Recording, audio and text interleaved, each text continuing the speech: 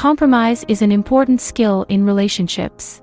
It can help you and your partner find the middle ground and resolve conflicts. In this video, we explore the meaning of compromise in relationships, why it's important, how to get more comfortable with it, and when you should and shouldn't compromise. What is the true meaning of compromise?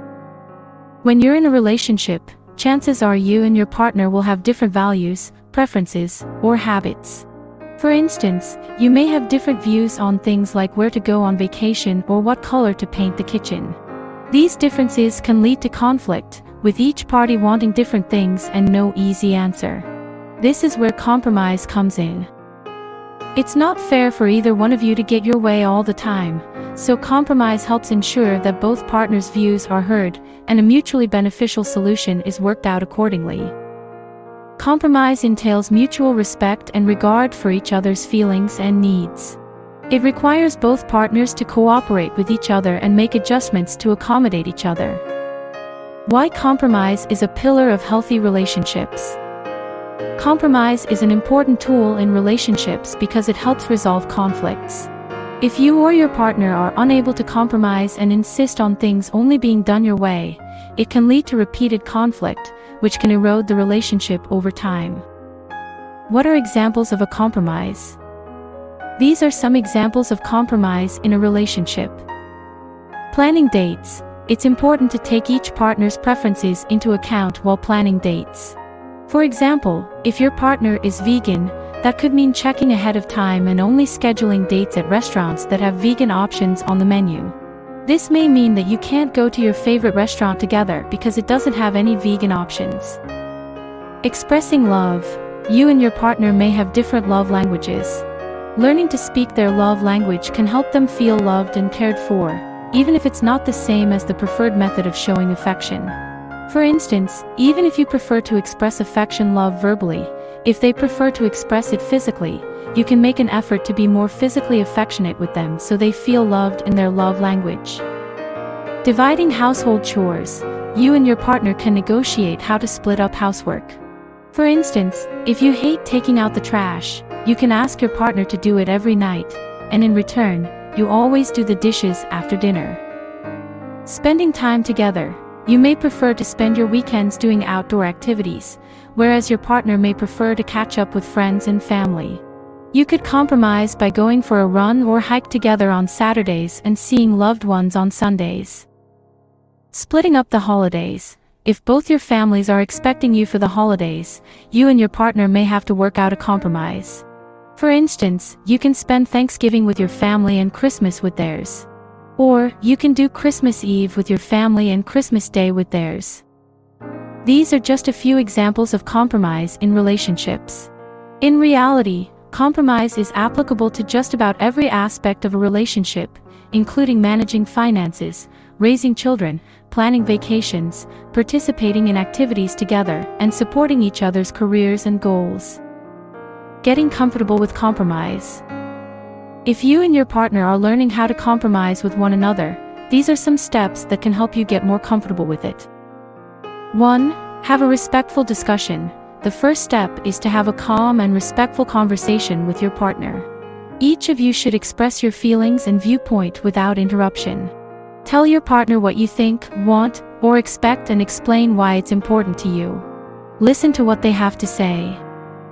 2. Acknowledge each other's feelings. Each partner should acknowledge what they heard their partners say and why it's important to them. Even if you don't agree with them, acknowledging their feelings can help them feel seen and heard. 3. Be willing to give and take. It's important to be willing to give and take. Keep an open mind and be flexible. Only wanting things your way is not conducive to a healthy and happy relationship. 4. Look for solutions together. Work with your partner to find a solution together.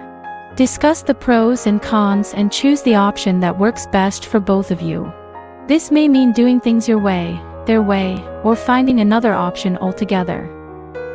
5. Make compromises lovingly. Remember that compromise is a loving gesture and not a punishment or a sacrifice. If you are the one compromising on something, do it graciously and lovingly. 6. Appreciate your partner's compromises.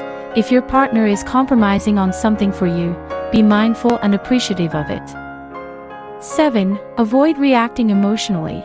You may get angry or upset if things don't go your way, which can make things worse. If you can't reach an agreement right away and feel yourself getting frustrated, take a moment to stop, pause, and think before you react. Step back from the situation and take some time to evaluate your priorities. When you should and shouldn't compromise. It can sometimes be hard to judge when you should and shouldn't compromise. These are some factors to keep in mind. You should compromise when the issue is important to your partner. If your partner feels strongly about something and is insisting it is important to them, this may be a time to compromise to accommodate them, especially if it doesn't infringe on your core beliefs or values. The compromise is fair. The best solutions involve give and take on both sides so that the compromise is fair and equitable. For instance, if you like beach vacations but your partner prefers the mountains, you can pick a place that has both. Though it may not have been either of your first choices, it's a reasonable compromise that accommodates both of your preferences. The relationship is balanced. A healthy relationship is one where both partners are considerate of each other's needs and preferences. Making compromises to accommodate each other can help you and your partner grow closer together and strengthen the bond between the two of you.